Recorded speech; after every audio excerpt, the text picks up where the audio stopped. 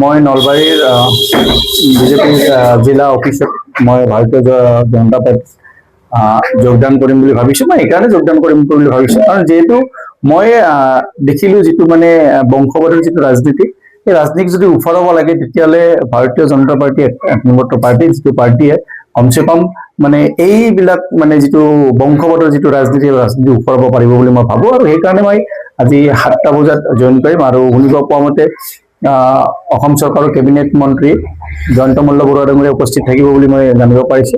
গতিকে সেইখিনি সময়ত ভাৰতীয় জনতা পাৰ্টিত মই জিলা কাৰ্যালয়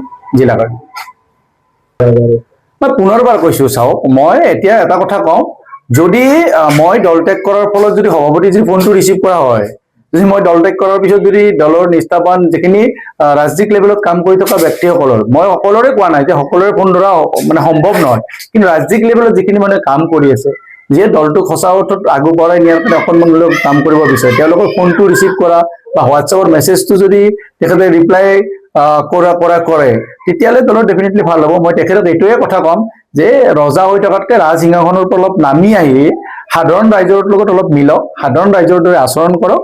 ৰজাৰ দৰে এইটো মানে গাড়ীৰ পৰা নামি ৰজাৰ দৰে আগত থিয় দি আকৌ গাড়ীত উঠি গুচি গ'লে যদি কোনোবা নেতা বুলি হয়, তেতিয়াহ'লে তেনেকে ৰজা হৈ থাকিবলৈ ভাবিব। কালি যেতিয়া মই পদত্যাগ কৰিলো, পদত্যাগ কৰাৰ পিছত বিভিন্ন ধৰণৰ ফোন আহিছে। কংগ্ৰেছ দলৰ যথেষ্ট মানে জ্যেষ্ঠ নেতা বা মানে কংগ্ৰেছ দলৰ বহুত কষ্ট কৰা নেতা কৰ্মী বিভিন্ন প্ৰান্তৰ পৰা, অসমৰ বিভিন্ন প্ৰান্তৰ পৰা ফোন কৰিছে। মানে এটা কথা ঠিক, কোনে কি সমালোচনা কৰিছে কি কৰিছে নাজানো, যিখিনি মোৰ ঘৰত আছিলে বা দেখিছিলে সকলোৱে কেৱল কান্দিছে। বা আমি মানে ফোনতে আমাৰ এনেকুৱা হৈছে যে আমি কাৰো লগত কথা পাতিব পৰা নাই বেছিভাগে। মই এতিয়া নামবিলাক সেইকাৰণে নকওঁ যে কান্দিছে, তেওঁলোকো কান্দিছে, মোৰো যথেষ্ট ময়ো কান্দিবলগীয়া হৈছিলে, চকু পানী ওলাইছে, সেইকাৰণে আমি কথা ক'ব পৰা নাই। আজি ৰাতিপুৱাও বহু এঘৰে জ্যেষ্ঠ নেতাক ফোন কৰিছে, তেখেতে কান্দিছে। ইমান বুঢ়া বয়সত তেখেতে কান্দিব বুলি মই সঁচাকে মোৰ বেয়া লাগিছে। তেখেতসকল বহুত জ্যেষ্ঠ হয়, সকলোৱে কান্দিছে মই জানো। কথাটো হ'ল কি, চাওক মই 25 বছৰ কংগ্ৰেছ দলত আছিলো। বিগত 10টা বছৰত বিশেষকৈ ৰাজ্যিক পৰ্যায়ত যিখিনি মই কাম কৰিছিলো বা যিখিনি দলৰ বাবে কাম কৰিছিলো, সেইখিনি কথা অসমৰ প্ৰতিগৰাকী ৰাইজে জানে। দলীয় আচলতে নিষ্ঠাবান নেতা কৰ্মীসকলে ভালকৈ জানে, তেওঁলোকে ভালকৈ অনুধাৱন কৰিব পাৰিছে, বুজিছে তেওঁলোকে। আৰু সেইকাৰণে ফোন কৰি সকলোৱে কান্দিছে, চবেই গম পাইছে। আৰু কিছুমানে সমালোচনা কৰা আপোনালোকে কৈছে। চাওক মই এটা কথা কম, মই যিহেতু কি পৰিৱেশত দল ত্যাগ কৰিবলগীয়া হৈছে আপোনালোকক কৈছো। কংগ্ৰেছ দলত সাধাৰণ কৰ্মীৰ কাৰণে কিমানখিনি স্থান তেওঁলোকে ৰাখিছে, কিমানখিনি স্থান অকল নেতা মন্ত্ৰীৰ পুত্ৰৰ কাৰণে ৰাখিছে। আৰু দুই এটা সাধাৰণ ঘৰত যদি কোনোবাই প্ৰাৰ্থিত্ব পাইছে, কিয় মানে কাৰ অনুগ্ৰহত পাইছে, তেওঁলোকে যে কেণ্ডিডেট পাইছে বা তেওঁলোকৰ যোগ্যতাত পাইছে, কিছুমানে অনুগ্ৰহ তেওঁলোকৰ নিজৰ শক্তি প্ৰদৰ্শনৰ কাৰণে, নিজৰ মানে পিছফালে মানুহ ৰখাৰ কাৰণে দিছে। এইবিলাক কথা মই বা কংগ্ৰেছ দলত যিখিনি মানুহ লাগি আছে সকলোৱে ভালকৈ জানে, মই তাত বেছি বৰ বিশেষ ক'ব নাযাওঁ।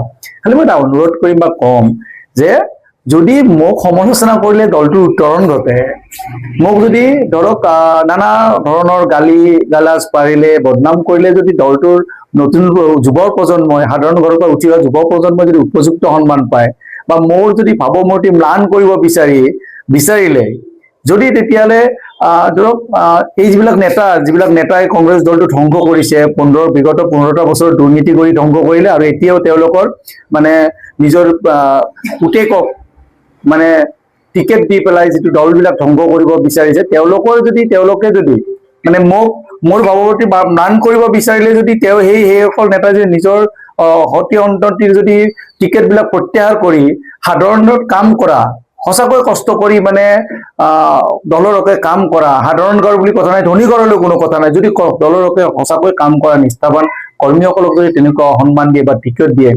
তেতিয়াহ'লে ডেফিনেটলি মোক গালিয়ে মানে মোৰ ভাৱমূৰ্তি ম্লানে নহয়, মাটিতে নহয়, জন্মত মিলাই দিয়ক, মোৰ ক'বলগীয়া নাই, তেতিয়া দলটো উত্তৰণ হ'ব। কিন্তু যদি মোক উপৰ্যুপৰি সমালোচনা বা গালি গালাজ কৰাৰ যদি সুযোগ লৈ আকৌ যদি তেওঁলোকে যদি উঠি ৰজা বহি ৰজা হৈ যায়, তেওঁলোক যে আকৌ অহংকাৰী হৈ পৰে, বা তেওঁলোকে আকৌ যদি সন্তান পৰিয়ালৰ কথাই চিন্তা কৰি থাকে, দলটোৰ কথা চিন্তা নকৰি, তেতিয়াহ'লে কিন্তু ভুল কথা হ'ব। সেইকাৰণে মই কৈছো যে প্ৰথমতে সকলোৱে বুজি উঠিব লাগিব যে ৰাতুল কলিতাৰ দৰে বা এগৰাকী ব্যক্তি বা আমাৰ দৰে বহু নতুন প্ৰজন্ম উঠি অহা বা নিষ্ঠাবান কংগ্ৰেছ দলৰ নেতাকৰ্মী যদি দল এৰিবলগীয়া হৈছে, কিহৰ কাৰণে এৰিব? গড় হত্যাৰ নামত যিটো মানে ৰকিবুল ইছলাম ডাঙৰীয়াৰ নামত যিটো মানে চাৰিওফালে দুৰ্নীতি আহিছে, গড় হত্যাৰ কাৰণে আমি মানে হাৰিবলগীয়া হ'ল। আৰু সেই গড় হত্যাৰ নামত যিগৰাকী উপযুক্ত তেওঁৰ পুত্ৰক বাৰে বাৰে টিকেট দিয়ে, যোৱাবাৰ ইমান বেয়াকৈ হাৰিছে। মই এইটো সমষ্টিত আছিলোঁ, ৰাইজে বহু কেইটা দিছে, ৰাইজে কেনেকুৱাকৈ ৰাইজে তেখেতক তাৰ পৰা প্ৰত্যাখ্যান কৰিছে। তাৰপিছত তেখেতৰ পুতেককে দিব। আৰু পুতেকৰ যদি সঁচাকৈ মানে নলেজ আছে, যদি পুতেকজনে যদি সঁচাকৈ মানে যোগ্য প্ৰাৰ্থী হয়, আপোনালোকে দেখিব যোগ্য প্ৰাৰ্থী হৈ দিব পাৰে, কোনো কথা নাই। কোনো মন্ত্ৰীৰ পুতেক হ'লেও যোগ্য হ'ব পাৰে, হ'বলগীয়া নাই। কিন্তু পুতেক হোৱাৰ কাৰণে যদি প্ৰকৃত যোগ্যতা আছে নে নাই ৰাইজে জানে। যদি কোনোবা মন্ত্ৰীৰ পুতেক হোৱাৰ কাৰণে, প্ৰাক্তন মন্ত্ৰীৰ পুতেক হোৱাৰ কাৰণে এটা সময়ত কোনোবাই চিণ্ডিকেটৰ একদম ৰজা, উঠি ৰজা, বহি ৰজা আছিল, নানান ধৰণৰ টকা পইচা উপাৰ্জন কৰিছিল, এতিয়া ল'ৰাক ডাইৰেক্ট টিকেট দি দিছে। টিকেটটো দিয়াৰ ফলত চাব লাগিছিল তেওঁৰ মানুহৰ লগত কিমান সম্পৰ্ক আছে, কংগ্ৰেছ দলত তেওঁলোকে কিমান কাম কৰিছে। যদি তেনেকৈ যদি দিয়াৰ ফলত যদি দলটোৰ ভাল হয়, তেতিয়াহ'লে মই ক'বলগীয়া কথা নাই।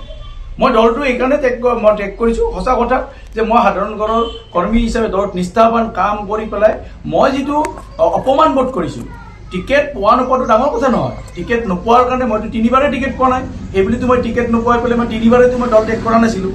টিকেট নোপোৱাৰ পিছত যদি মানে 5 দিনলৈকে যদি কোনোবাই আপোনাৰ খবৰ নলয়, 5 দিনলৈকে যদি আপোনাক উপেক্ষা কৰে, কোনোবাই যদি 5 দিনলৈকে ভাবি থাকে যে ৰাতুল কলিতাৰ দৰে ল'ৰা এটা থাকক বা নাথাকক কোনো প্ৰয়োজন নাই, মোৰ যদি এক্সিষ্টিঙে নাথাকে, তেতিয়াহ'লে মই সেই দলটোত মোৰ থকাৰ কি যুক্তি থাকিব, য'ত মানে মোৰ আত্মসন্মান নাথাকিব, য'ত মোৰ স্থান নাথাকিব।